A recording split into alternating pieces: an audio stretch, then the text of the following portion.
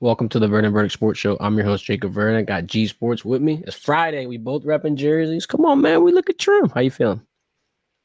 It's the weekend, man. Let's get it. Big game tomorrow. LSU versus Florida. I would say primetime matchup. I know everybody's going to bust my chops for it, though, because they're not ranked. That's besides the point. Got a little bit of an odd shakeup. We'll talk about injury report, how we're feeling, couple of game plan tweaks, if you will. If you didn't check this morning, LSU's point spread dropped from 10 to 7. That's noticeable. That's a whole possession, G. That's 3 points shaved off of it. I don't know if I feel that much more confident in LSU to cover 7. They could. I think this would be an interesting game. Their money line dropped to minus 270. The total even dropped to 46 points. So interesting watching this shake up. I think a lot of people are expecting this to be a defensive battle, especially with the news that Caleb Banks is back in. Can you just talk to the viewers about the 6'6", 330-pound D tackle and what he could bring to the table? Obviously, Vegas know that Caleb Banks is going to make a huge impact on his game and on how LSU games plan as far as their blocking scheme, running the ball, and things of that nature. Because if the spread was at 10 and they cut it all the way down to 7 once they announced Caleb Banks was playing, that tells you all you need to know. So it's a good thing that Braylon Moore is playing because he understands, you know, what they have to do for as checks wise when they trying to send pressure or they faking like they sending pressure. It's just nothing he's going to see on Saturday on tomorrow that he hasn't seen before. Now I've stated that a number of times. So they better pay close attention to Caleb Banks. When they asked Brian Kelly about it in a press conference, you can tell he knows that Caleb Banks is a prospect that will play in the NFL, and depending on how serious his durability is going the rest of the season, he's probably going to be a first round pick, right? But Mm-hmm. this is equivalent to when they played against Clemson with Peter Woods, right? I think they both are dominant three takes, but they kind of different in a sense. I think Peter Woods is a little more twitchier than Caleb Banks. Caleb Banks has that arm length, and I think he's more powerful, in my opinion.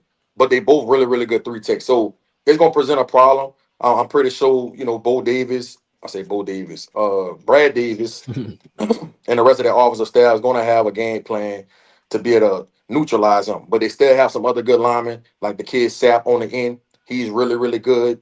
So Tyree Adams gonna have his work cut out for him. So all in all, man, I think it's gonna be a really, really good game. The fact that Florida's not ranked, I think that's absurd. I think that they should at least been, 23, 24, 25 ranked in the country. You know what I mean? Like this is crazy that they got taken out of the top 25 like that. And I think you'll see on Saturday that they are one of the more talented teams in the SEC. I think what it comes down to for Billy Napier and his squad is can they execute? And that's something they've been struggling with going back to last season. The execution part. They have the talent, they have the roster, right? They can match up with LSU pound for pound. But if they can't execute like they've been showing since going back to last year, they're gonna struggle on Saturday night, especially on the road. Yeah, I think the biggest story too, especially, I mean, this goes without saying. I feel like we kind of expected it all week, but it's the Trudez Green absence as well because now you got that red zone worry. Like that was your surefire guy. Everybody knows the height. I feel like LSU had a nice piece that you can always have in a game plan, whether it be a distraction, whether it be a clear out, whatever the case you want to do. If it's a primary focus, 14 gave you not your best chance to win, but one of your best chances. I'm interested to see how the offense is impacted by that. I want to talk to you about this as well. We're talking about production, offense, statistics. A lot of people sounded off in the comments, G. Look, I like when people speak their opinions. This is what it's all about. We're just having a nice little sports debate. And they had a nice point, so I want to bring it up to you. They were saying last year, LSU beat Florida in damn near every category that mattered except the final score, obviously. They led in total yards, 392 to 339. Gee, they had more rush yards. They had more pass yards. Here's the most staggering statistic. Time of possession, LSU had 41 minutes. Florida had 18. Here's the thing. 2 turnover on downs, 2 punts, a fumble, a missed field goal. I'm not going to just chalk it up as it was coaching mistakes. It was obviously mistakes in the game that not necessarily lost them it individually, but you keep shooting yourself in the foot. You're not going to be able to have any type of momentum by the fourth quarter to be able to win it and take it on. What's your reaction to last year's loss? What do you think was the main takeaway? And do you think that Florida will be able to build off of that type of matchup, that type of scheme, that type of style that they attacked LSU with last season? Last year, the defense just gave up way too many explosive plays, way too many coverage busts, and that's why Florida only had the ball 18 minutes and was able to have more points than LSU last year. Secondly, Nuss did not have a good game last year. He struggled. He had one of the worst decision-making games of the season. I think Florida and Texas A&M probably was his worst game when you talk about the decision-making and turning the ball over. I just think that, I don't know if it was the crowd, the atmosphere, him being a first-year starter. I'm pretty sure a lot of that came into play, but he struggled mightily in Florida last year. So being at home this year, I don't think you'll see the same type of performance from him. And I'm sure that Florida probably gonna try to use the same game plan they used last year. But I think he'll be prepared for it this time around. I want to ask you about this too. I feel like everybody in the country is expecting LSU to win here. And last week, Florida had their big jarring loss, but I feel like the Gators coming into LSU, leaving with an L, is not really the craziest far-fetched take in the world. I see LSU winning it. I see a lot of ways that they can come out victorious. My question to you is, does Billy Napier's seat really get that much hotter in this instance? Like I said, everybody's not expecting Florida to win here, but you will have back-to-back weeks of losses against ranked teams. Well, USF wasn't ranked yet. I guess my question to you is, though, does this kind of feel like a deciding factor moment, or does he still have time? This is similar to the Kalen DeBoer situation, too, because we're still in week 3. Kalen DeBoer's was week 1 and week 2. It was still premature. I'm saying this is kind of premature, but it's also dating back to last season. Like, do you think fans, the athletic committee, all these different administrative pieces are going to start to be like, all right, now we're looking at this situation, or they're going to give him more time? I'm not big on moral victories, but in this situation, I think it really comes down to not if he loses, but how he loses. Mm-hmm. If they come into Death Valley on tomorrow night and the Tigers beat them convincingly, I think you can see Billy Napier seat hotter than fish grease. Just being real. But if they come in and they compete, and it comes down to a one possession game, comes down to the last 3 or 4 minutes of the fourth quarter, I can still see Strickland feeling like he got to see this thing play out the rest of the year. Because LSU is a top 3 team in the country. You own the road at their place. You got to give them a little grace, because at the end of the day, even though I think Florida matches up with LSU, and I think they got a lot of talent on that roster, when you talk about the whole grand scheme of whole grand scheme of things and the whole body of work, LSU is a better team overall, top to bottom, than Florida, and that's just being real. And if you don't understand that, then I don't know what you're watching. But having said all of that, that doesn't mean Florida can't beat them. Nope, right? Because they can. And when you got a quarterback like number 2 in DJ Lagway, who I've been saying this over and over and over, I think he's one of the most talented quarterbacks in the country, and I think he will be a first-round pick when it's time for him to come out. He could change the whole complexion of this game. He really can.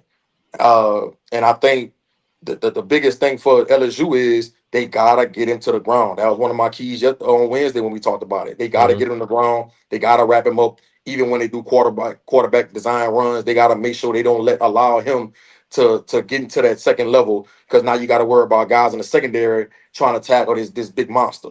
So, but I just feel like LSU is going to be prepared for this game. I really do. Maybe the Louisiana Tech game might have been a blessing in the skies with it being so close. And I like how Coach Kelly came in the press conference after that game and how he talked about it all week, how that's not the standard. And the coach has got to be accountable. He has to be accountable. He kept harping on that. And so when you see your head coach with that type of mindset, I just think it's going to be infectious in that building. And I think they're going to be prepared on Saturday. So, I stick by my stance. And I don't think it's going to be a blowout, but I still have LSU winning, man, 27-24.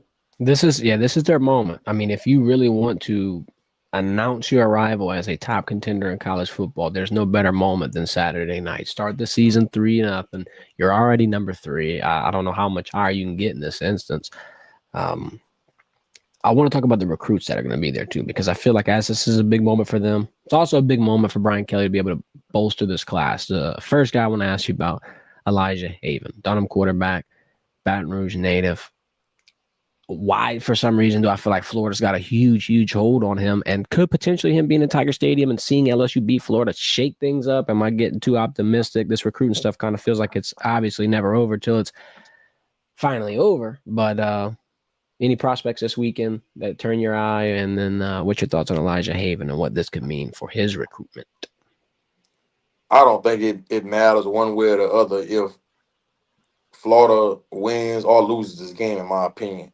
The only thing that will really matter is if Billy Napier and that staff got fired by the time Elijah Haven got ready to come out.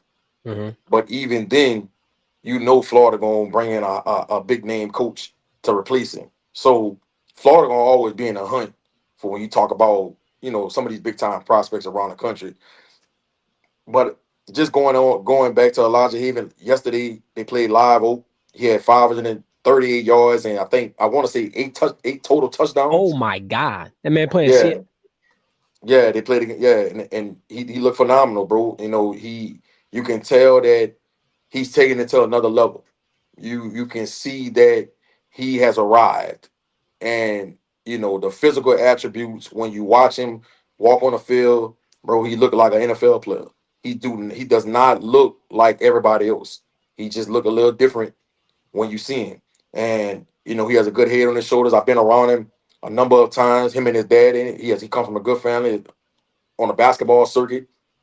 With Louisiana Elite on the Puma circuit. I've been around him, been around him at some camps, and he has a great head on his shoulders, bro. So I know when these schools are recruiting a kid like that, and you see he comes from a good family, you see he's humble, you see he has all the physical traits to be a first round pick one day. Just being honest, and you salivate over that as a college program. So um, I think LSU's for sure gonna have a shot to get him, bro. It's just gonna depend on how this goes when Nussmeier gets ready to leave after this year.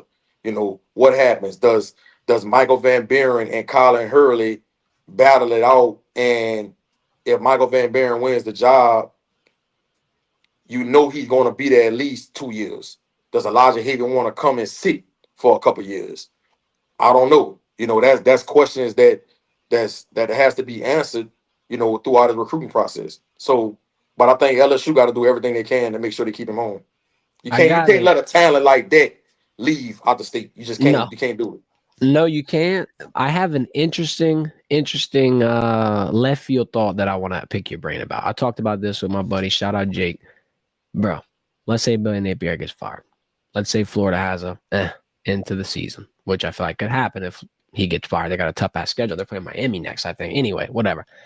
Let's say DJ Lagway doesn't want to go in the NFL, enters the transfer portal. Do you think there is a legitimate opportunity for DJ Lagway to come to LSU if he goes in the transfer portal? Or am I just dreaming? Like I'm far-fetched Man, dreaming that's that.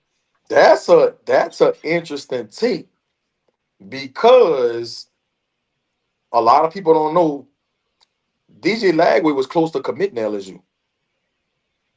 He's been on campus 2 or 3 times. I've actually been on campus a couple times with him and his dad when he was getting recruited and visiting. And his dad loved LSU. DJ loved LSU. What happened was Bryce Underwood ended up committing. And Yeah. so that just threw a wrench in the whole operation.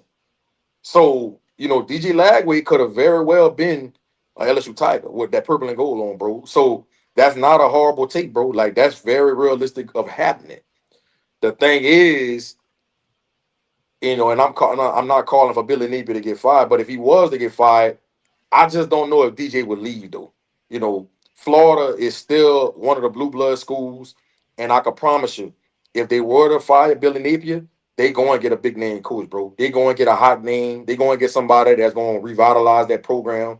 They go and get somebody that's going to be able to continue to develop DJ and bring an offense that's going to fit his skill set. So, and the NIL is out the wazoo. Like Yeah. they one of them programs that just throw a blank check on the ground, and they're gonna better put out how many zeros you want. I wonder. I feel like the Florida job is a little. I'm not gonna say too big, but like that's not something you would see Summerall going. That's got to be somebody that gets bought out. Like I don't want to say Lane Yeah, Kiffin, yeah. but like that's got to be a huge one. I think Billy Napier, him leaving the Sun Belt at a small school like Louisiana Lafayette and going to straight to the SEC, I think he could have kind of messed it up for guys in a group of five just jumping straight to a SEC school like that. I think a lot of big schools, especially in the SEC, gonna be a little leery, right? A little skeptical. Do they want to hire another guy like that? You know. So I don't know about that. I don't know about that. And then you got the Kalen DeVore situation too, which is kind of it might stick in the back of people's minds as well. They might want to get somebody that has already been around the block at least maybe once. I got an interesting one. Like I feel like it's not a candidate talked about enough. Dillingham from Arizona State. And I mean, like his program. I know Sam Levitt and all they just folded in Mississippi State, so it's bad time to be talking about them. But I mean, I thought he had a good program. Signetti at Indiana is not a bad one either. Both of them have a CFP appearance. I can't think of many other ones though. All these stuff it happens last minute. These coaching carousels, it's hard to try to predict. But I mean, Dion ain't gonna be thrown in there. you think Dion? How much longer you think he coaches? I thought for a second he might retire this offseason, but the medical stuff Yeah, played with the into health it. because of the health Yeah, reasons for because it sure. got scary. But Yeah. if he were to coach again, I'd imagine it would be a bigger. And don't rule out John Gruden. John Gruden just was down here at the Manning camp, and he just was saying how he has the itch to coach again, and he would love to coach in the SEC. I think he visited Georgia before the season started, and he said that when he was talking to the team about how they got his juices flowing, and he would love to coach in the SEC. So, John Gruden would definitely be somebody that could be a candidate for, a job like Florida. And again, I'm gonna keep saying it. Do not rule out Saban, especially if Miss Terry sign off on it. If Miss Terry say, "Look, coach, baby, you can put the coffee down in the morning.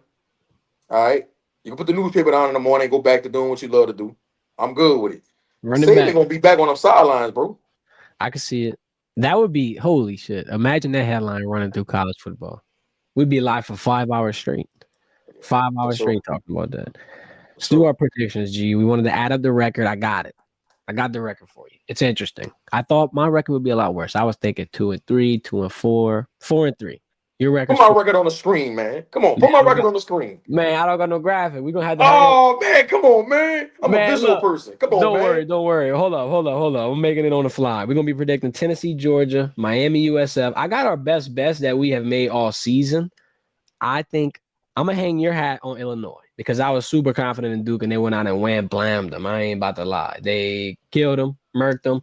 I'm actually feeling a little nervous about Duke going into Tulane this weekend. Man, in overtime. SMU pissed me off. I ain't gonna lie. Jennings, man, damn. All right, let me get this graphic going. I still really like Kevin Jennings, man. I think he's really, really good, bro. Yeah, he had a good game. I think. But I think I had him as a Heisman candidate. He would have probably had to run the table for him to have a chance to win the Heisman Trophy this year and put up some crazy numbers. I ain't saying he's still out of it, but it's gonna be tough sledding going forward now. Now that after you lose, this L, you lost early on like that. The hype is probably gone. We'll see. The Heisman's so damn hard to predict in the beginning too, because even when Jaden Daniels went on his run, he was like plus 2,800 when it really, really, really started picking up. All right, I got it. Quick, fast, in a hurry. You want the graphic? You got the graphic. Get this off the screen. Put this on the screen. There you go. Wow. Come on. Made it on the fly. There you go. It ain't pretty, but that's our records right now. 4-3, 4-3. I don't see no record. What you mean you don't see no records right there? You don't see it on your screen? No. I popped up a picture. G record 4-3. J record 4-3. I don't see no record, bro. Oh man. All right. Well, I think the viewers are seeing it. Let's pop the stats back up. You see the stats right here? I see Georgia and Tennessee. All right. Now, if I take this off and then put this on, what you see? I see me and you. No way. I'm gonna take a picture and text it to you. Come on, man. We got it popping up. So go ahead. All right. Let's jump into this. Tennessee and Georgia. Now I ain't about to lie to you. I might shock a lot of people here, cause Joey Aguilar G, he ain't bad. I ain't lying. He has been having a good little run with Tennessee. Obviously, credit to Josh Heupel, national championship winning quarterback, had his run in Oklahoma. He has a nice ability to be able to translate success to his quarterbacks. I'll say that, whether it be Hendon, whether it be Joe, whether it be Nico, all of them have had decent seasons. Now, Gunnar Stockton has not been on that same stride. They played Austin P. They held him to 227, 0 tutties. Gee, Nate Frazier, if you take him out, which is such a weird stipulation, I know. I'm just saying, if you take him out of that game, that's a 14-6 game versus an FCS opponent. He had 2 touchdowns. Nate Frazier is the X factor by far in this game. His ability to rush will control this. I like Tennessee's front. I like Tennessee in general. The spread's +4 at home for the Volunteers. I'm riding. I'll pick Tennessee to win, and your best bet, Tennessee +4 on the spread. Give you a little bit of juice, but my straight up pick, I think the Volunteers beat Georgia. I can't lie.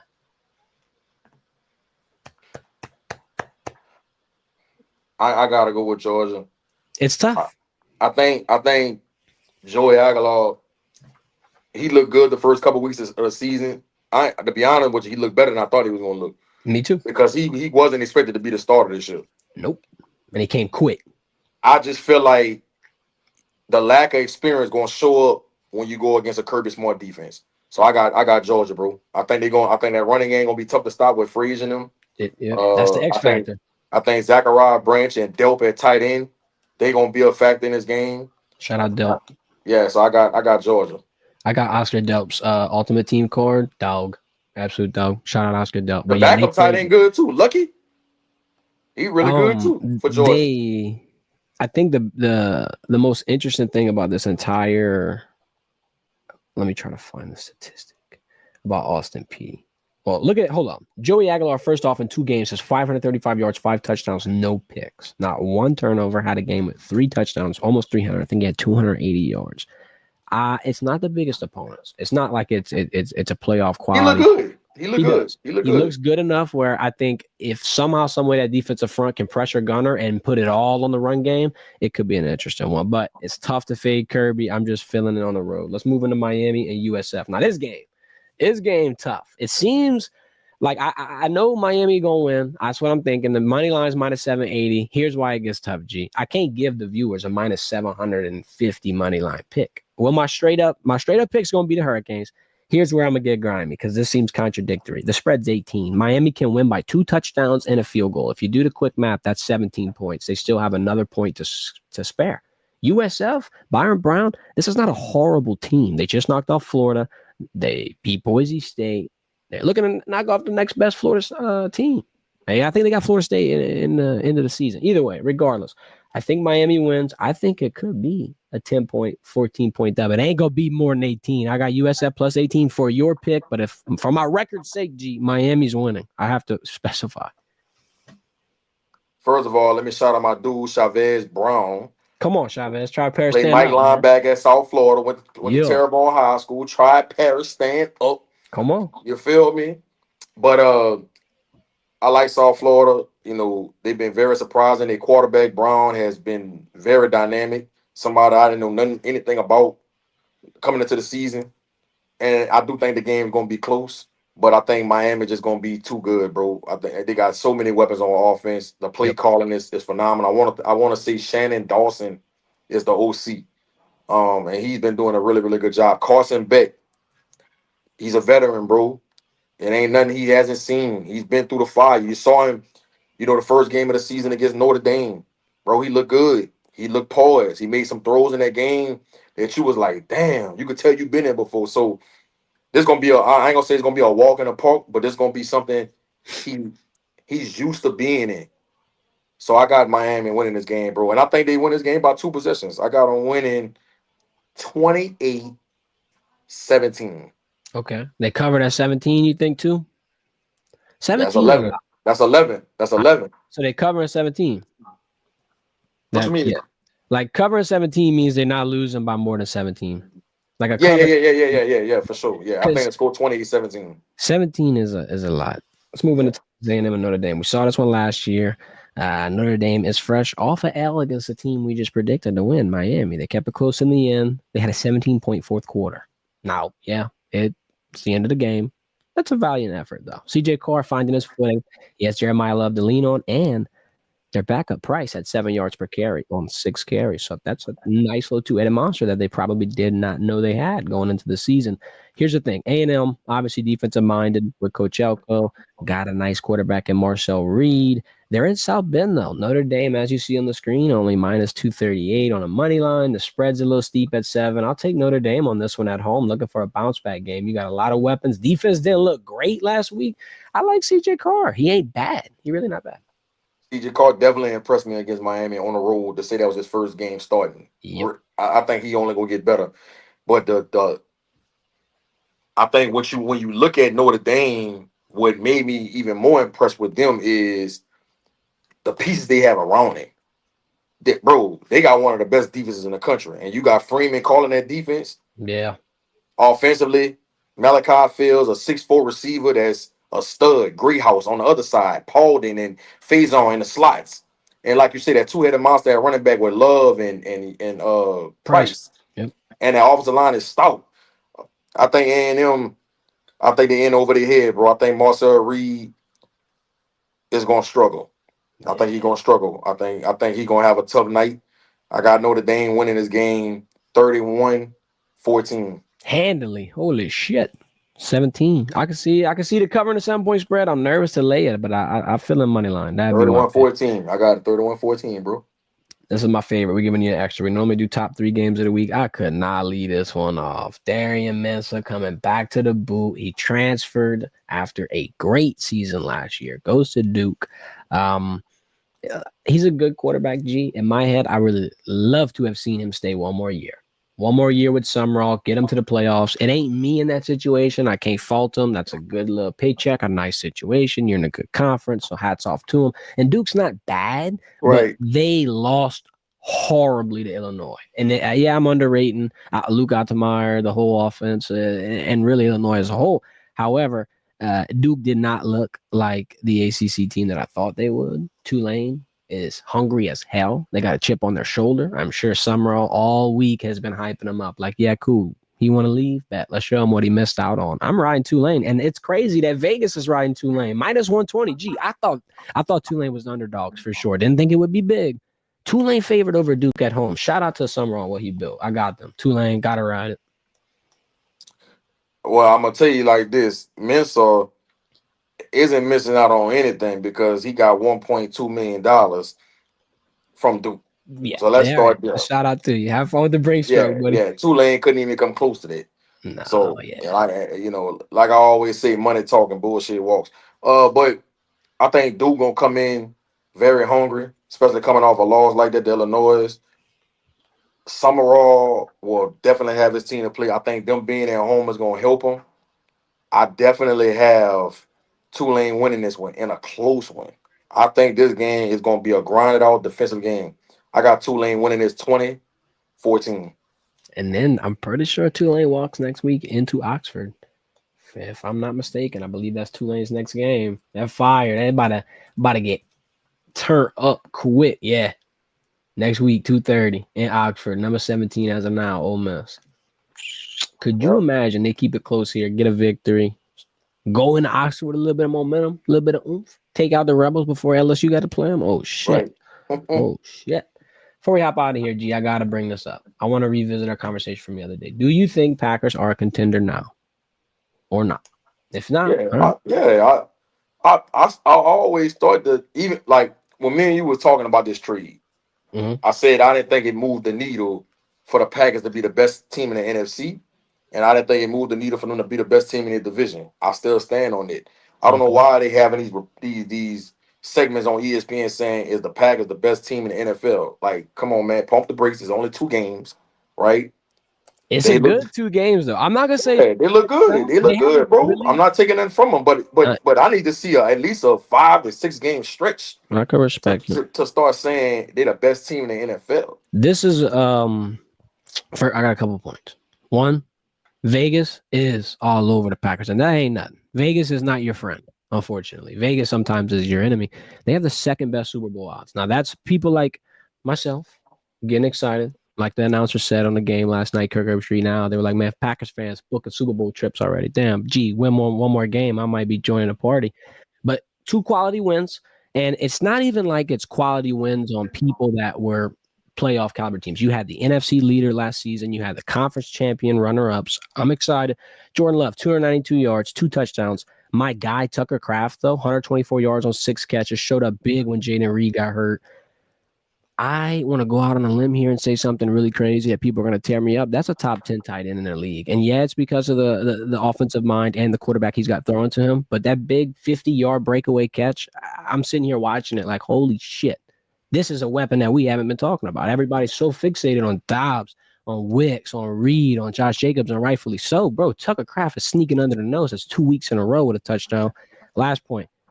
Man, I was excited about that run game because I was nervous all night. Pits in my stomach, G. Is Jaden Daniels going to tear us up? I mean, we had the pleasure of watching Jaden Daniels for 2 years, and all he did was tear up defenses, run all over the place. They held him to 2 yards per carry, 17 yards rushing. Eckler, God bless, tore his ACL, or Achilles, my bad, tore his Achilles, 8 carries, 2 yards per carry.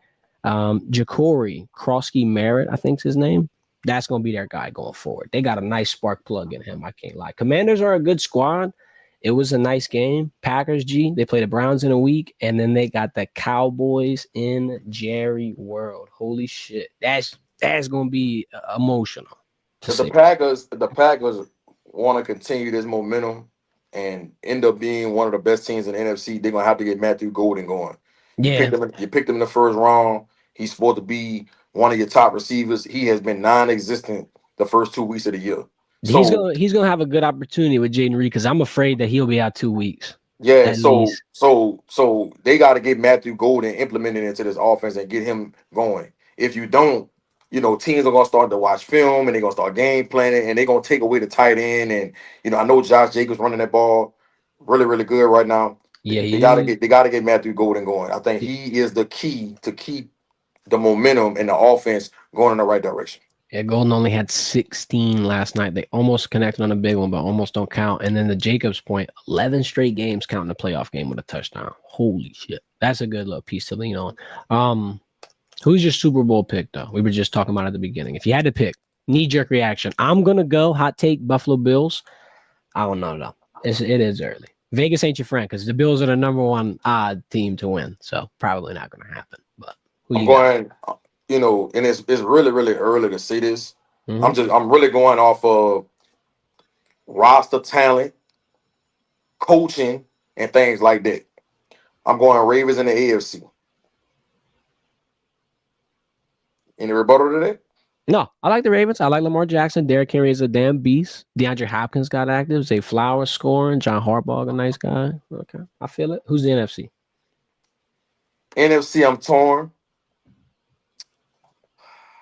It's got to be between Eagles, Lions, Packers. I don't know about the 4th team. The Eagles are just good as hell. I'll give them that. You don't think back-to-back? It's tough. No, the Eagles for sure could get there. They definitely one of the teams I'm thinking about. Mm-hmm. But I really, really want to go with the Lions, bro. I like the Lions. I think the last 2 years, they made it to the NFC Championship the last 2 years, if I'm not mistaken. Last year was Eagles Commanders, but they got close. Yeah, right. The year before that, they made it to the NFC Championship, and they was up, I think, 21-0 on the 49ers.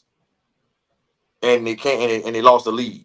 But I think this the year. I know people probably feel a little differently because they started the year off 0-1, but I think they're gonna figure it out, bro. I think what Dan Campbell has did with that organization and the pieces they got in place and the guys they drafted, and I just feel like this their year. Jared Goff has been there before. We can't forget that, right? It's not like he's never been to a Super Bowl. It's not like he's never made a run. So I can see them getting there, bro. I like to make up their team, and I would love to see my guy Meek Robinson in the Super Bowl, bro. So I'm gonna go with Lions and Ravens in the Super Bowl. And I'll give the Lions a point here, and I know it's interesting because I'm being devil's advocate, but the Lions are figuring out life after Ben Johnson. And like week 1, offensive lack of production. That's a good point. That's expected. Like you're not going to go out firing all cylinders like that instantly after losing a play caller. It's maybe not an entirely new, different scheme, but it's going to take some time. And then Nick Saban always says the teams that he won the natties with, that he felt like were the best, were the teams that lost earlier in the year, not your undefeated teams that never really got humbled or brought down to reality. So hey, it could be a blessing in disguise for him. I ain't gonna lie. A lot of football left to be played though. This is about as premature can get for a Super Bowl prediction. But had to humor the fans. Let's see who's gonna be closest. I didn't give my other pick because I said Bills. So NFC, I'll just go Packers. Packers, yeah. Bills. I mean, go ahead, go with your home team. I would just go Packers Bills, man. That'd be dope. Where is the Super Bowl this year? Is it in California? Let me see. I don't know. Let's see. Man, stop telling me it's in New Orleans, bro. It's not in New Orleans. Yeah, it's Santa Clara. All right. Appreciate everybody for tuning in. Got some picks. See who shakes up, who don't. I don't know, man. We got some of the same picks this week. What's the only pick that we didn't have the same? You picked Georgia. I picked Tennessee. That was it. That's gonna be the deciding game. See you there, LSU, Florida tomorrow. Post game show, big as it gets. Who gonna win? Everybody drop your takes in the comments below. I know who Floby got. He riding Billy Napier. I don't even need to read it. My boy Flo, but he a Florida Gator. Come on, he throwing this up at home, right? That's what he was saying all summer. I'm pretty sure, Flo. He ain't even responding yet. Appreciate your time, G. Appreciate everybody for watching. Hit that thumbs up. We out of here. Y'all enjoy your weekend.